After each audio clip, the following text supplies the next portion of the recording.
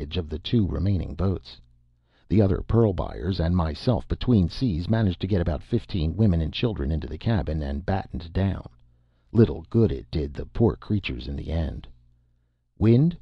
Out of all my experience, I could not have believed it possible for the wind to blow as it did.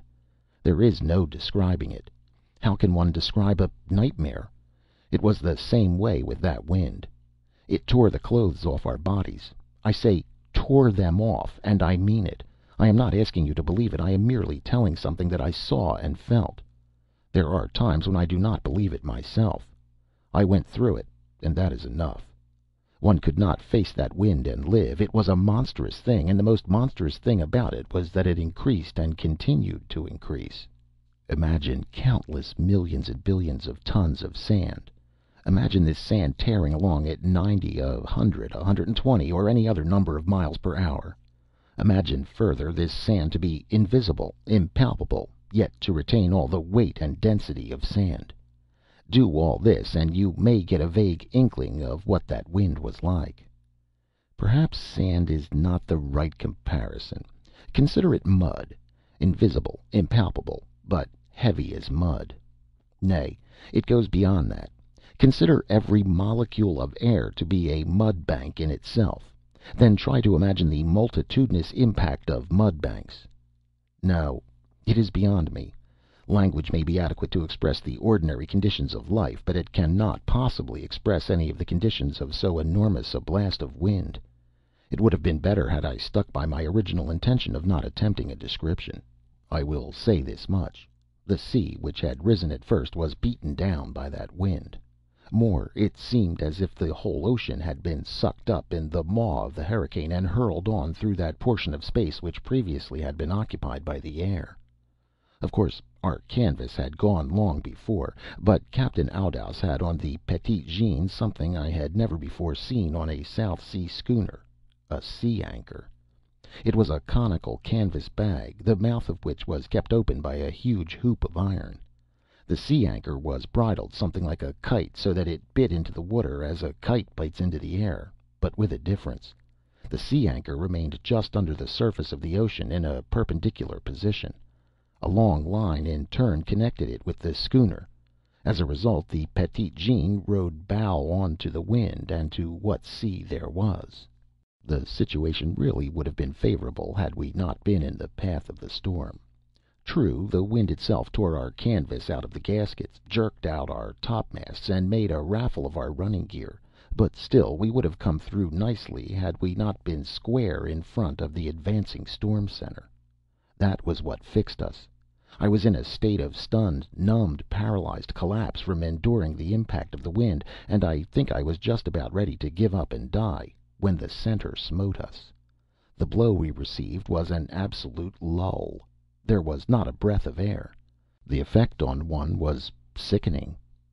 Remember that for hours we had been at terrific muscular tension, withstanding the awful pressure of that wind, and then suddenly the pressure was removed. I know that I felt as though I was about to expand, to fly apart in all directions. It seemed as if every atom composing my body was repelling every other atom, and was on the verge of rushing off irresistibly into space. But that lasted only for a moment. Destruction was upon us. In the absence of the wind and pressure, the sea rose. It jumped, it leaped, it soared straight toward the clouds. Remember, from every point of the compass that inconceivable wind was blowing in toward the center of calm. The result was that the seas sprang up from every point to the compass. There was no wind to check them. They popped up like corks released from the bottom of a pail of water. There was no system to them, no stability. They were hollow, maniacal seas. They were 80 feet high at the least. They were not seas at all. They resembled no sea a man has ever seen. They were splashes, monstrous splashes, that is all. Splashes that were 80 feet high. 80? They were more than 80. They went over our mastheads. They were spouts, explosions. They were drunken. They fell anywhere, anyhow. They jostled one another. They collided. They rushed together and collapsed upon one another, or fell apart like 1,000 waterfalls all at once. It was no ocean any man had ever dreamed of, that hurricane center. It was confusion thrice confounded. It was anarchy. It was a hell pit of sea water gone mad. The Petite Jeanne? I don't know. The heathen told me afterward that he did not know. She was literally torn apart, ripped wide open, beaten into a pulp, smashed into kindling wood, annihilated. When I came to, I was in the water, swimming automatically, though I was about 2/3 drowned. How I got there I had no recollection.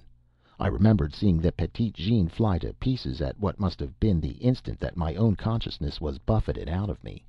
But there I was, with nothing to do but make the best of it, and in that best there was little promise. The wind was blowing again.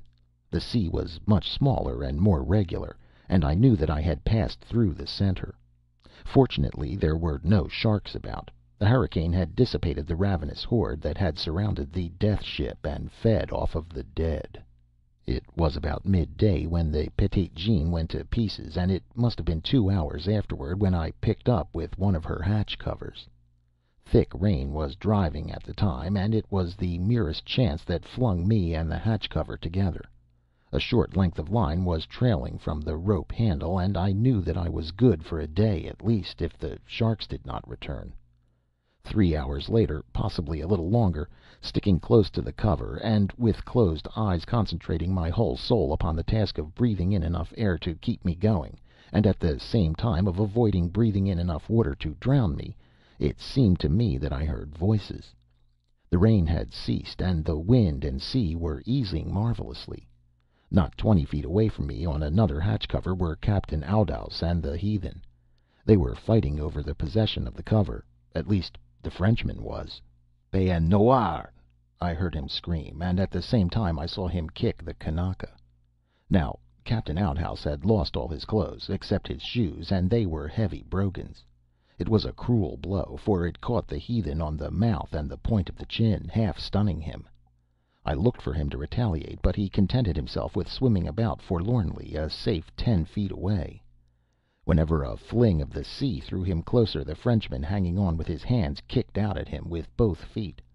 Also, at the moment of delivering each kick, he called the Kanaka a black heathen. "For 2 centimes I'd come over there and drown you, you white beast!" I yelled. The only reason I did not go was that I felt too tired. The very thought of the effort to swim over was nauseating. So I called to the Kanaka to come to me, and proceeded to share the hatch cover with him. Otoo, he told me his name was. Also, he told me that he was a native of Bora Bora, the most westerly of the society group. As I learned afterward, he had got the hatch cover first, and after some time, encountering Captain Oudouse, had offered to share it with him, and had been kicked off for his pains. And that was how Otoo and I first came together. He was no fighter. He was all sweetness and gentleness, a love creature, though he stood nearly 6 feet tall and was muscled like a gladiator. He was no fighter, but he was also no coward. He had the heart of a lion, and in the years that followed I have seen him run risks that I would never dream of taking. What I mean is that while he was no fighter, and while he always avoided precipitating a row, he never ran away from trouble when it started. And it was ware shoal when once Otoo went into action. I shall never forget what he did to Bill King. It occurred in German Samoa. Bill King was hailed the champion heavyweight of the American Navy. He was a big brute of a man, a veritable gorilla, one of those hard-hitting, rough-housing chaps, and clever with his fists as well. He picked the quarrel, and he kicked Otoo twice and struck him once before Otoo felt it necessary to fight.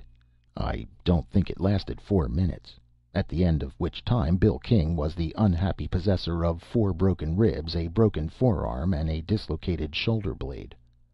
Otoo knew nothing of scientific boxing. He was merely a manhandler, and Bill King was something like 3 months in recovering from the bit of manhandling he received that afternoon on Apia Beach. But I am running ahead of my yarn. We shared the hatch cover between us. We took turn and turn about, one lying flat on the cover and resting, while the other, submerged to the neck, merely held on with his hands. For 2 days and nights, spell and spell, on the cover and in the water, we drifted over the ocean. Toward the last I was delirious most of the time, and there were times too when I heard Otoo babbling and raving in his native tongue. Our continuous immersion prevented us from dying of